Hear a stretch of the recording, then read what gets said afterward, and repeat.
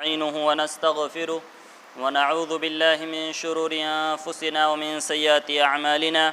من يهده الله فلا مضل له ومن يضلله فلا هادي له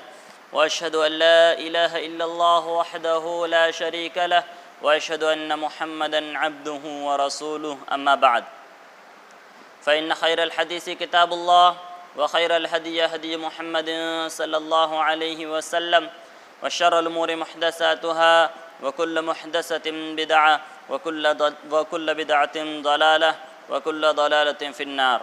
فأعوذ بالله من الشيطان الرجيم بسم الله الرحمن الرحيم فقلت استغفروا ربكم إنه كان غفارا يرسل السماء عليكم مدرارا ويمددكم بأموال وبنين ويجعل لكم جنات ويجعل لكم أنهارا۔ تمام قسم کی تعریف، توصیف، حمد و ثنا، عظمت کی بریائی و بزرگی اس اللہ وحدہ لا شریک خالق کائنات مالک ارض و سما کے لیے لائق و زیبا ہے، جس اللہ تبارک و تعالیٰ نے ہمیں بے شمار نعمتوں سے نوازا، اور سب سے بڑی نعمت جو اللہ تبارک و تعالیٰ نے ہمیں دی ہے وہ ایمان کی نعمت ہے۔ آئیے اس اللہ کی تعریف میں ہم وہ دو کلمات کہتے ہیں جو اللہ تبارک و تعالیٰ کو بہت ہی زیادہ پسندیدہ ہیں اور ہمارے لیے بہت ہی مفید ہے۔ سبحان اللہ و بحمدہ سبحان اللہ العظیم۔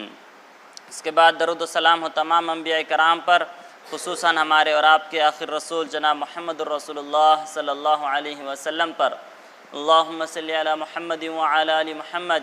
کما صلیت علی ابراہیم وعلی آل ابراہیم انک حمید مجید۔ اللہم بارک علی محمد وعلی آل محمد کما بارکت علی ابراہیم وعلی آل ابراہیم انک حمید مجید۔ محترم حاضرین، آج کے اس جمعہ کے خطبے کا جو موضوع ہے وہ دو چیزوں پر مبنی ہے۔ ایک پہلے توبہ استغفار اور دوسرا صدقۃ الفطر۔ توبہ استغفار پر بات کرنا بھی اس لیے ضروری ہے کیونکہ رمضان المبارک کے بس چند ہی روز ہمارے پاس رہ چکے ہیں۔ بس 2 یا 3 دن میں یہ رمضان المبارک کا مہینہ ہم سے رخصت ہونے والا ہے، اور پھر پتہ نہیں زندگی میں دوبارہ ہم زندہ رہے یا نہ رہے، ہمیں رمضان المبارک کا مہینہ ملے یا پھر نہ ملے۔ تو یہ چند روز جو رمضان المبارک کے رہ چکے ہیں، ہمیں اس میں چاہیے کہ ہم زیادہ سے زیادہ توبہ استغفار کریں، اپنے گناہوں کی معافی مانگیں، اللہ تبارک و تعالیٰ سے اپنی مغفرت کروا لیں اور جنت کو حاصل کر لیں۔ کیونکہ انسان ہونے کے ناطے ہم سے بے شمار گناہ ہوتے رہتے ہیں، کوئی بھی انسان ایسا نہیں جو یہ کہہ سکے کہ مجھ سے کوئی گناہ ہوتا ہی نہیں ہے۔ ہر انسان سے کچھ نہ کچھ گناہ ہوتے رہتے ہیں، اور ان گناہوں کی معافی مانگنا، اپنی مغفرت کروانا ہمارے لیے ضروری ہے، ورنہ پھر ہمیں ان گناہوں پر کل قیامت کے روز عذاب ملے گا۔ لیکن ہم نے یہ توبہ استغفار کی فضیلت کو ہم بھول چکے ہیں، اس کی کیا اہمیت ہے، اس کا کیا مقام ہے، اس کو ہم بھول چکے ہیں، اور بس ہم یہ سمجھتے ہیں کہ جو بہت زیادہ گنہگار لوگ ہوتے ہیں، جب وہ گناہ کو چھوڑ دیتے ہیں تو نیک بن جاتے ہیں، تو پھر وہ اپنے گناہوں سے توبہ استغفار کرتے ہیں۔ یہ ایسی چیز نہیں ہے، بلکہ توبہ استغفار کرنا تو یہ نبیوں کا اور صالحین کا شہوہ ہے، یہ انبیاء کرام کا شہوہ ہے کہ وہ اللہ کے سامنے ہمیشہ توبہ استغفار کرتے رہتے تھے، لیکن آج ہم نے اس کی اہمیت کو بھلا چکے ہیں۔ خود ہمارے رسول جناب محمد الرسول اللہ صلی اللہ علیہ وسلم دن میں 100 مرتبہ توبہ استغفار کیا کرتے تھے اور اللہ تبارک و تعالیٰ سے اپنے گناہوں کی معافی مانگا کرتے تھے۔ سورہ نوح میں اللہ تبارک و تعالیٰ نے اس کے کچھ فوائد بتائے ہیں کہ توبہ استغفار کرنے سے ہمیں کیا کیا حاصل ہوتا ہے۔ اللہ تبارک و تعالیٰ نے فرمایا فَقُلْتُ اسْتَغْفِرُوا رَبَّكُمْ إِنَّهُ كَانَ غَفَّارًا يُرْسِلِ السَّمَاءَ عَلَيْكُمْ مِدْرَارًا وَيُمْدِدْكُمْ بِأَمْوَالٍ وَبَنِينَ وَيَجْعَلْ لَكُمْ جَنَّاتٍ وَيَجْعَلْ لَكُمْ أَنْهَارًا۔ کہ جب ہم گناہوں کی معافی مانگتے ہیں، توبہ استغفار کرتے ہیں، تو اللہ تبارک و تعالی سب سے پہلے ہمارے گناہوں کو معاف فرماتا ہے۔ اس کا دوسرا فائدہ یہ ہے کہ اللہ تبارک و تعالی ہمیں موسلا دھار بارش عطا کرتا ہے، ہمارے مال میں فراوانی عطا کرتا ہے، ہمیں اولاد نصیب فرماتا ہے، اور ہمیں باغات کا مالک بناتا ہے، اور ہمارے باغوں میں نہر جاری کرتا ہے۔ یہ چند فوائد میں اس توبہ استغفار کے فائدے اس لیے رکھ رہا ہوں کیونکہ فائدے جب کسی چیز کے بتائے جائے تو اس کے کرنے کا انسان کے اندر جذبہ پیدا ہوتا ہے۔ عقبہ بن عامر نے رضی اللہ عنہ نے ایک مرتبہ رسول اللہ صلی اللہ علیہ وسلم سے سوال کیا کہ مجھے نجات کیسے مل سکتی ہے، میں کیسے کامیاب ہو سکتا ہوں؟ اللہ کے رسول صلی اللہ علیہ وسلم نے فرمایا قُلْ لَا يَزَالُ لِسَانُكَ مِن ذِكْرِ اللَّهِ، کہ تم اپنی زبان کو اللہ کے ذکر سے تر رکھو،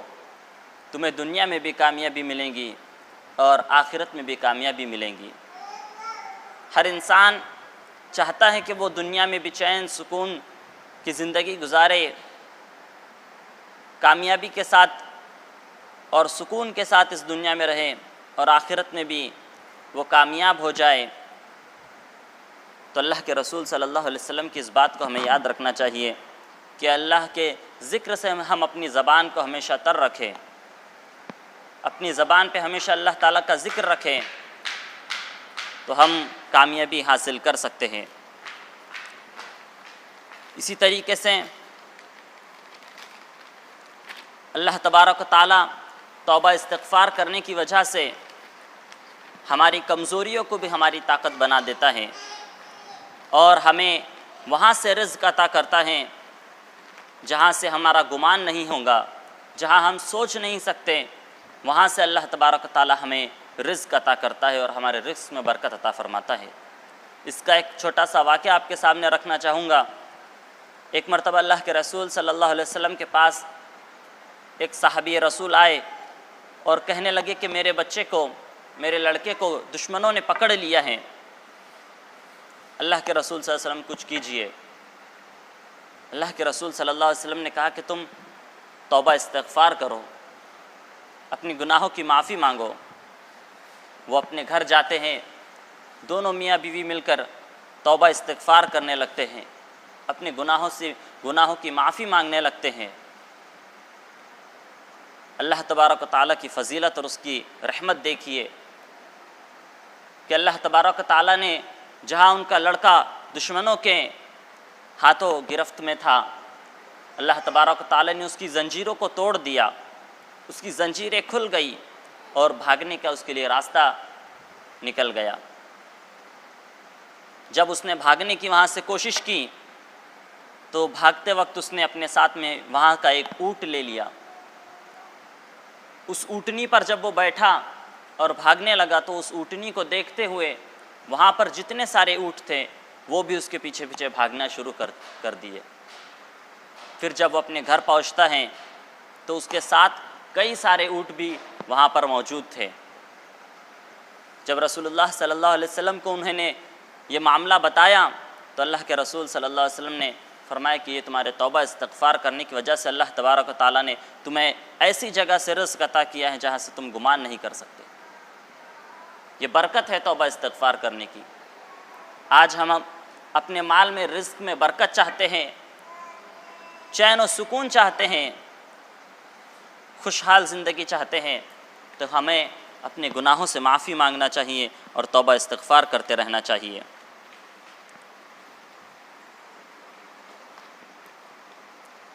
اسی طریقے سے امام احمد بن حنبل کا ایک واقعہ ہمیں ملتا ہے کہ جب وہ ایک جگہ سفر پر گئے، وہاں پر انہوں نے جب مسجد میں قیام کرنے کی کوشش کی، قیام کرنے کی اور رکنے کی اجازت مانگی تو وہاں انہیں اجازت نہیں ملی۔ اسی معاملے کو ایک شخص نے دیکھا کہ ایک شخص ہے جو مسجد میں رکنے کی اجازت مانگ رہا ہے لیکن اسے اجازت نہیں مل رہی، تو اس شخص نے کہا کہ آپ میرے گھر چلیے اور میرے گھر جا کر وہاں پر میرے گھر پہ آپ آرام کیجیے۔ جب وہ اس کے گھر پہنچتے ہیں تو اس شخص کو دیکھتے ہیں کہ وہ شخص اپنا کام کر رہا ہے اور کام کرتے کرتے وہ اپنی زبان سے استغفر اللہ استغفر اللہ استغفر اللہ کا ذکر کر رہا ہے۔ امام احمد بن حنبل نے اس سے پوچھا کہ کیا استغفار کی وجہ سے تمہیں کچھ فائدہ حاصل ہوا؟ وہ شخص کہنے لگا کہ پہلے میں بالکل غریب اور بالکل فقیر تھا، استغفار کی بدولت اللہ تبارک و تعالیٰ نے مجھے اتنا مال و دولت سے نوازا ہے کہ مجھ سے سنبھالنا مشکل ہو رہا ہے۔ اگر ہم اللہ تبارک و تعالیٰ کے ذکر سے اپنی زبان کو تر رکھیں گے، اللہ تبارک و تعالیٰ ہمیں ہر چیز میں اللہ تبارک و تعالیٰ ہمارے لیے فائدہ اور اس میں برکت عطا فرمائے گا۔ اسی طریقے سے توبہ استغفار کرنے سے ایک سب سے بڑا فائدہ یہ ہے کہ اللہ تبارک و تعالیٰ ہمارے گناہوں کو معاف فرما دیتا ہے۔ جب بھی ہم توبہ استغفار کریں، اپنے گناہوں کی معافی مانگیں، تو یہ نہ سوچے کہ اللہ پتہ نہیں ہمیں معاف کرے گا کہ نہیں کرے گا۔ اللہ تبارک و تعالیٰ ہمیں توبہ استغفار کرنے کی وجہ سے معاف فرماتا ہے۔ جب شیطان نے اللہ تبارک و تعالیٰ سے وعدہ کیا تھا اور کہا تھا کہ میں تیرے بندوں کو بہکاؤں گا اور گمراہ کروں گا، تب اللہ تبارک و تعالیٰ نے بھی شیطان سے کہا تھا کہ جو بھی بندے میرے اپنے گناہوں سے معافی مانگیں گے، میں بھی انہیں معاف کروں گا۔ اللہ تبارک و تعالیٰ کی فضیلت ہے کہ اللہ تبارک و تعالیٰ ہمیں گناہوں سے پاک کرتا ہے، ہم توبہ استغفار کرنے کی وجہ سے۔ یہ رمضان المبارک کے جو چند روز ہمارے پاس رہ چکے ہیں، ہمیں چاہیے کہ ہم اپنے گناہوں سے اپنے آپ کو پاک کروا لیں، اپنی مغفرت کروا لیں، اپنے نامہ اعمال سے ہمارے جو گناہ ہم سے ہو چکے ہیں اس کی معافی اللہ تبارک و تعالیٰ سے حاصل کر لیں۔ چاہے ہمارے گناہ کتنے ہی ہوں، اللہ تبارک و تعالیٰ اس بات پر قادر ہے کہ ہم جب اس سے معافی مانگتے ہیں، توبہ استغفار کرتے ہیں، تو اللہ تبارک و تعالیٰ ہمارے گناہوں کو معاف فرماتا ہے۔ اسی طریقے سے اللہ تبارک و تعالیٰ جب ایک انسان سچے دل سے اپنے گناہوں سے معافی مانگتا ہے اور پھر اس گناہ کو چھوڑ دیتا ہے، تو اللہ تبارک و تعالیٰ ان گناہوں کے بدلے ان گناہوں کو نیکی میں بدل دیتا ہے اور نیکی میں تبدیل کر دیتا ہے۔ اللہ تبارک و تعالیٰ نے فرمایا الا من تاب وآمن وعمل صالحا فاولئک یبدل اللہ سیئاتہم حسنات، کہ جب تم گناہوں کو چھوڑ دو اور نیک اعمال کرنے لگو تو ہم ان گناہوں کو نیکی میں بدل دیتے ہیں۔ یہ اللہ تبارک و تعالیٰ کی فضیلت ہے، اللہ کا رحم ہے کہ اللہ تبارک و تعالیٰ ہمیں ہمارے گناہوں کو بھی نیکی میں بدل دیتا ہے، اس کو گناہوں کے بدلے ہمیں نیکی عطا فرماتا ہے توبہ استغفار کرنے کی وجہ سے۔ اللہ کے رسول صلی اللہ علیہ وسلم کا کیا معاملہ تھا، اللہ کے رسول صلی اللہ علیہ وسلم کس طریقے سے توبہ استغفار کیا کرتے تھے اور ہمیں کس طریقے سے توبہ استغفار کرنا چاہیے، آئیے وہ چیز دیکھتے ہیں۔ رسول اللہ صلی اللہ علیہ وسلم ہر نماز کے بعد 3 مرتبہ استغفر اللہ استغفر اللہ استغفر اللہ کہتے تھے۔ اسی طریقے سے اللہ کے رسول صلی اللہ علیہ وسلم نے ہمیں جو توبہ استغفار کی اور اپنے گناہوں کی معافی کی جو دعائیں سکھائی ہیں، جیسے استغفر اللہ ربی من کل ذنبی واتوب الیہ، استغفر اللہ الذی لا الہ الا هو الحی القیوم واتوب الیہ، رب اغفر لی وتب علی انک انت التواب الرحیم۔ اسی طریقے سے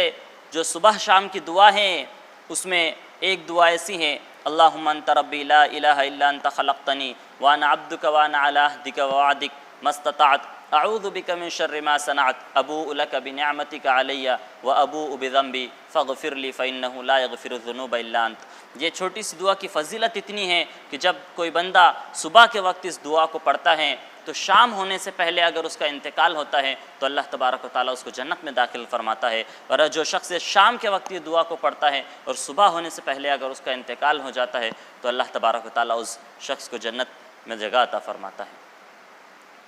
جو اللہ کے رسول صلی اللہ علیہ وسلم نے ہمیں ثابت شدہ دعائیں سکھائے، ان دعاؤں کا ہمیں اہتمام کرنا چاہیے اور ہمیشہ اپنے گناہوں سے معافی مانگتے رہنا چاہیے۔ اسی طریقے سے جب ہم سے کوئی گناہ ہوتا ہے تو ہمارے دل پر ایک کالا نشان آ جاتا ہے، ایک کالا داغ آ جاتا ہے، اور جب ہم اس گناہ سے معافی مانگتے ہیں تو اللہ تبارک تعالیٰ اس داغ کو مٹا دیتا ہے۔ لیکن جب ہم توبہ استغفار نہیں کرتے تو پھر وہ داغ دھیرے دھیرے بڑھتے رہتا ہے، اور جو لوگ توبہ استغفار سے اعراض کرتے ہیں، بچتے رہتے ہیں اور یہ سمجھتے کہ ہمیں توبہ استغفار کی اور اپنے گناہوں کی معافی کی ضرورت نہیں ہے، تو پھر ان لوگوں کا دل بالکل کالا ہو جاتا ہے، اور پھر ان نیک اعمال کا اور نیک نصیحتوں کا ان پر کوئی اثر نہیں ہوتا۔ اسی طریقے سے اللہ تبارک و تعالیٰ کا رحم اور فضل دیکھیے کہ اللہ تبارک و تعالیٰ نے رمضان المبارک میں ہم سے جو گناہ ہو جاتے ہیں،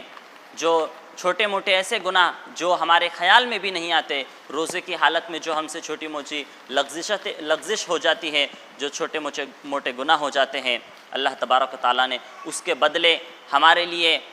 جو کفارہ رکھا ہے وہ صدقۃ الفطر میں رکھا ہے۔ رمضان المبارک کے جو آخری ایام میں جو ہمیں کام کرنے کی ضرورت ہے وہ صدقۃ الفطر ادا کرنے کی ضرورت ہے۔ صدقۃ الفطر ادا کرنے کی وجہ سے اس کے دو فائدے ہوتے ہیں۔ ایک تو یہ کہ ہماری جو روزے کی حالت میں جو ہم سے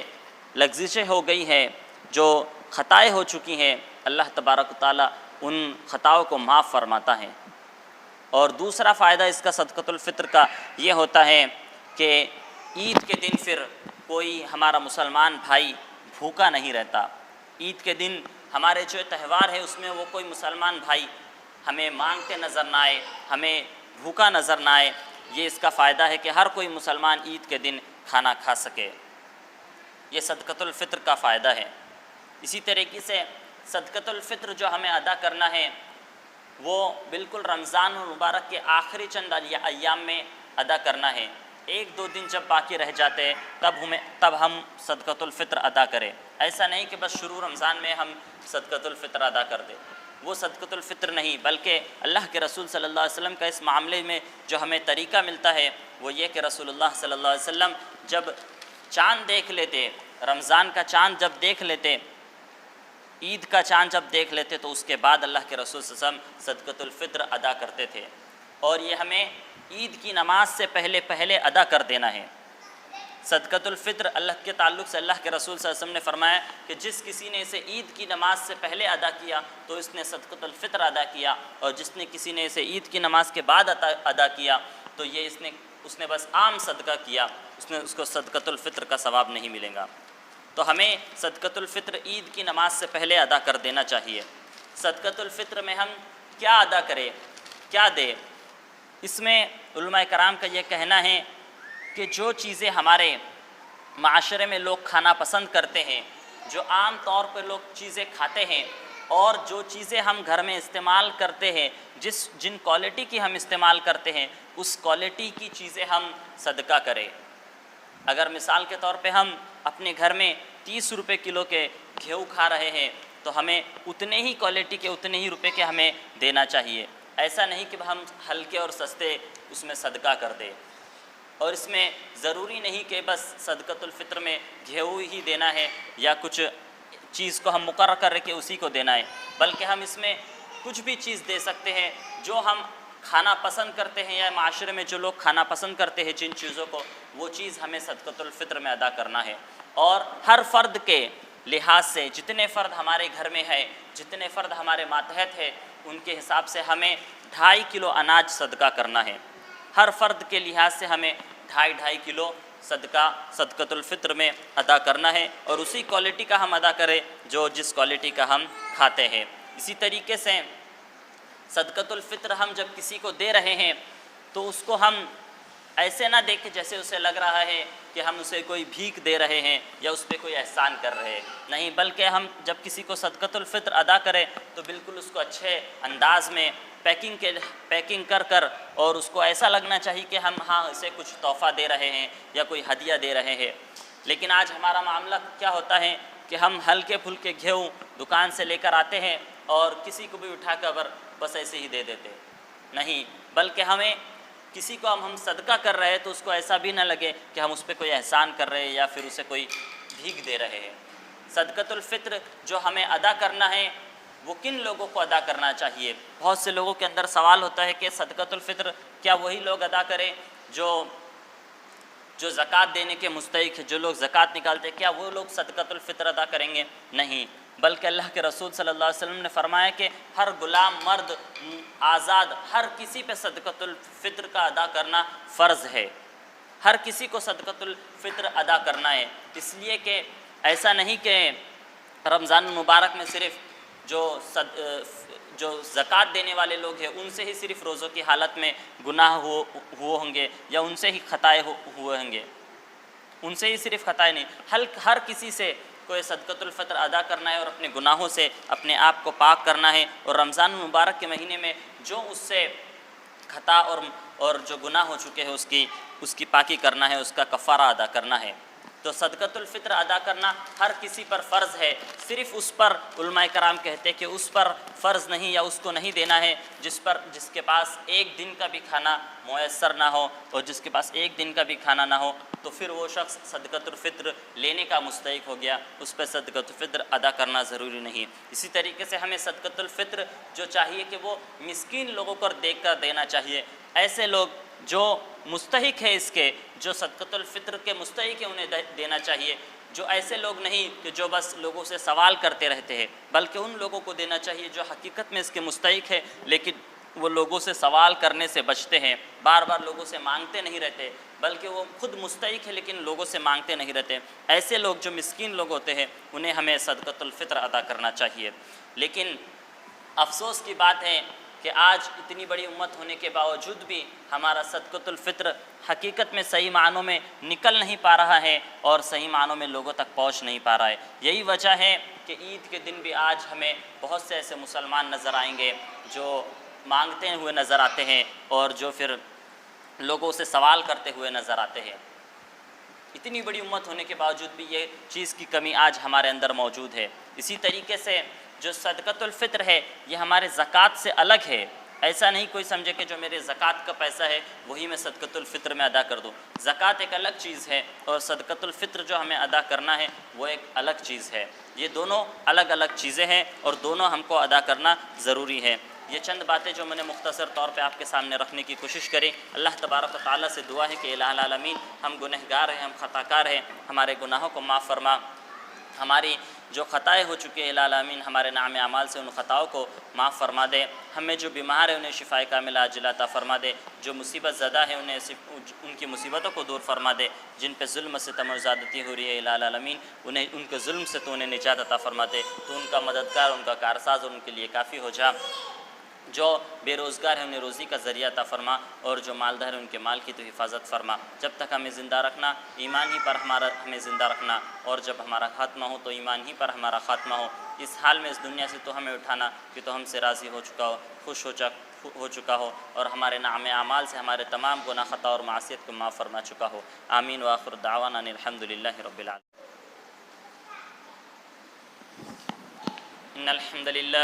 إن الحمد لله نحمده ونستعينه ونستغفره ونعوذ بالله من شرور أنفسنا ومن سيئات أعمالنا، من يهده الله فلا مضل له ومن يضلله فلا هادي له، وأشهد أن لا إله إلا الله وحده لا شريك له، وأشهد أن محمدا عبده ورسوله، أما بعد، إن الله يأمر بالعدل والإحسان وإيتاء ذي القربى وينهى عن الفحشاء والمنكر والبغي يعظكم لعلكم تذكرون، اذكروا الله يذكركم وادعوه يستجب لكم، ولذكر الله تعالى أعلى وأولى وأتم وأهم وأكبر۔